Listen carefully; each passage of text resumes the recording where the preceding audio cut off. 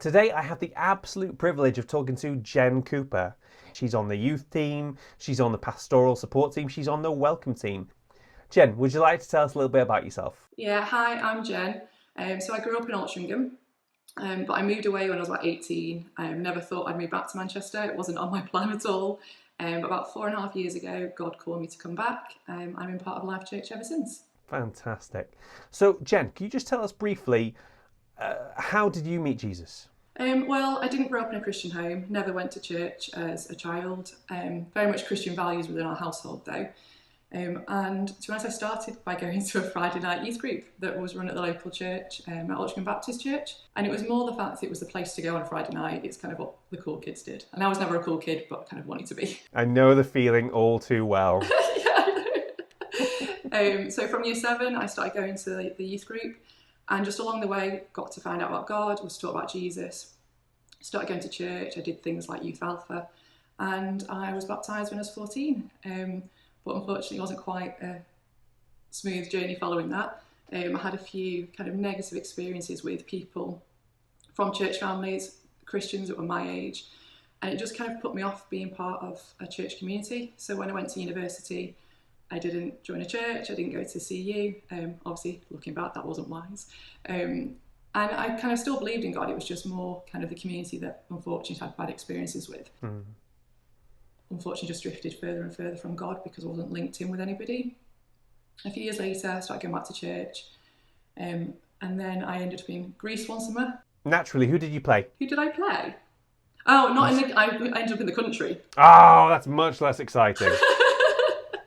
It is. Well, yeah, probably. It would have been pretty more exciting to be in the play. So yeah, I ended up living in Greece one summer. Having a great summer. I was about 23. I was just kind of enjoying life, and unfortunately, one of the other British workers out there died suddenly one night. And I'd been saying to people all summer about believing in God and, God's good. And I suddenly couldn't explain this thing that had happened. I couldn't explain it to them, and I certainly couldn't explain it to myself. I became really angry with God. Again, I never stopped believing in God. I kind of wish I had. It might have been easier. But when I came home and came back to the UK, would go to church, couldn't sing the worship songs. I didn't really have the time to listen to what was being said because I was really struggling to believe it. Became quite confused about it all, and was quite full of anger about it. And then I ended up living in Scotland. I've moved about a bit. And I was at the point where, to be honest, I didn't really have much of a life. I didn't have much of a social life. I was quite lonely and thought, okay, where can you meet hopefully nice people? I thought, okay, church. So kind of went back to church, but obviously for the wrong reasons. But was a real turning point for me. I had a lot going on in my personal life at that time. And when I was trying to figure out kind of what was going on in my life, I kind of realised that the only way I could get through it is by hoping that whatever happened was what God wanted. So I kind of just pressed deeper into God, and I was still battling with a lot of these questions and a lot of this anger. But I suppose over the period of a couple of years, with the support of people in my church and some of the leadership team, helped to balance out a lot of the questions I had. Don't get me wrong, I've still got lots of questions, but I was able to kind of rationalise some of the other things that I was dealing with. And God healed me in a lot of ways. He healed a lot of the personal stuff that was going on and basically put that together. And the only thing I can see is God did that. I don't know how else it managed other than God healed my heart. And then around that time, he called me back to Manchester, which was a massive thing for me because I've never been great at listening to God. And God said, go, and I thought, I really don't want to. I took the leap of faith, came back to Manchester. And in kind of the 18 months following that, when my life started to get established back here, I really just felt like God saying, look, you were faithful to me, look how faithful I am to you. Just been on a real journey of deepening my faith and trusting God ever since. That is fantastic. Thank you so much for sharing that with us. I really appreciate it.